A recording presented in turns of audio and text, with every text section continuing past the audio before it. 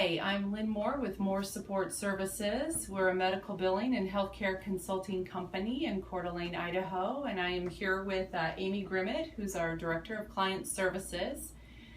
Last time we spoke about interviewing, and today we wanted to talk about the physician's waiting room and issues that we have seen while we go into the waiting rooms of doctors' offices. So one thing that I wanted to start off with is I do not like coming into a physician's office and not being greeted warmly. Having them ignore me while they're on the phone, and also just, standing around and no direction of, take a seat, sign in. So my resolution for that is to be sure and look up when you see somebody coming in the door. If you're on the phone, maybe tell them, hey, I'm going to be with you in just a moment. Acknowledge them, ask them to have a seat, or hand them their new patient information sheet so that they can get that completed while you're finishing up your phone call.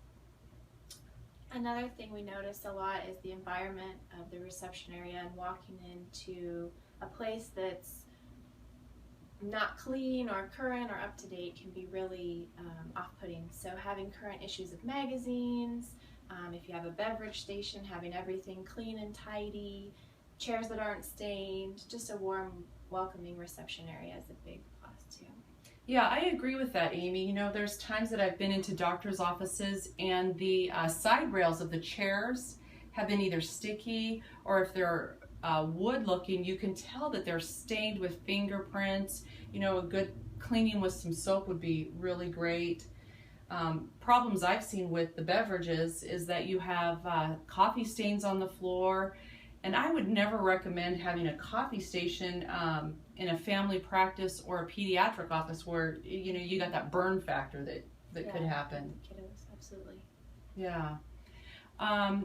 The other thing that I think is very hard is when you're sitting there for long periods of time, and like you said, without current magazines to read, and you're not being told, hey, the doctor went off to the hospital, he's going to be another 15 minutes, or he's running behind. I don't know about you, Amy, but I work, and so it's very difficult for me to sit for 15 minutes to a half an hour and wait for a doctor. Absolutely. I always appreciate the offices that have signs posted that if you've been sitting for longer than 10 or 15 minutes, the receptionist would like to be reminded of that so that they can let you know what's going on and keep you in mind. Yeah, absolutely. What are your thoughts on people that have TVs in the waiting rooms?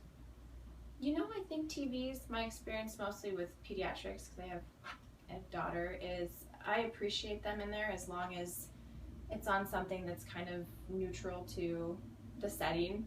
Kids' office, obviously cartoons would be appropriate, and then other offices, I think if they're on and minimal background noise, I think it's okay. Good.